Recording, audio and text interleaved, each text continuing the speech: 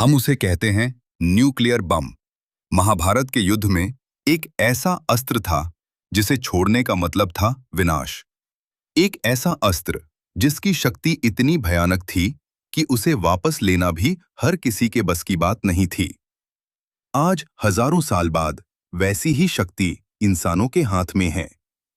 आज की इस वीडियो में हम समझेंगे क्या सच में प्राचीन ग्रंथों में वर्णित अस्त्र और आज के न्यूक्लियर हथियारों में कोई समानता है, और अगर आज ऐसा खतरा आए तो हम क्या कर सकते हैं। महाभारत में एक अस्त्र का बार बार जिक्र आता है, ब्रह्मास्त्र। कहा जाता है जब इसे छोड़ा जाता था तो आसमान जल उठता था, धरती सूख जाती थी और चारों तरफ ऐसा प्रकाश फैलता था जैसे हजार सूरज एक साथ उगाए हों। कुछ वर्णनों में तो यह भी कहा गया है कि इसके प्रभाव से आने वाली पीढ़ियां भी प्रभावित होती थीं। अब सवाल उठता है, क्या ये सिर्फ कल्पना थी या किसी ऐसी शक्ति का वर्णन जिसे आज हम समझ पाए हैं। आधुनिक विज्ञान बता है न्यूक्लियर बम में ऊर्जा निकलती है एटम के अंदर से।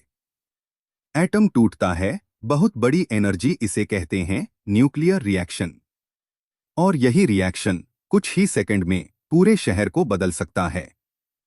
अगर एक न्यूक्लियर विस्फोट हो, सबसे पहले एक चमक इतनी तेज कि आंखें बंद हो जाएं, फिर एक भयानक झटका जो इमारतों को गिरा दे, फिर आग हर दिशा में फैलती हुई, और उसके बाद एक खामोश खतरा जिसे हम देख नहीं सकते, रेडिएशन।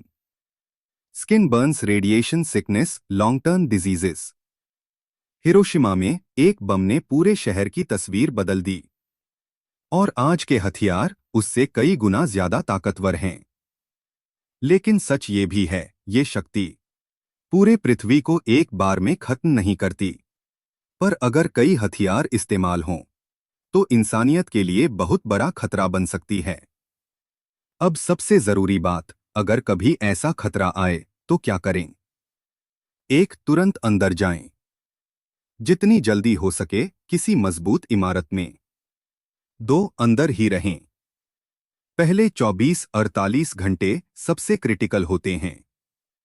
3, खुद को शील्ड करें, दीवारें, कंक्रीट, मिट्टी, ये सब आपको बचाते हैं। 4, साफ सफाई, बाहर से आए हों तो कपड़े बदलें, नहाएं।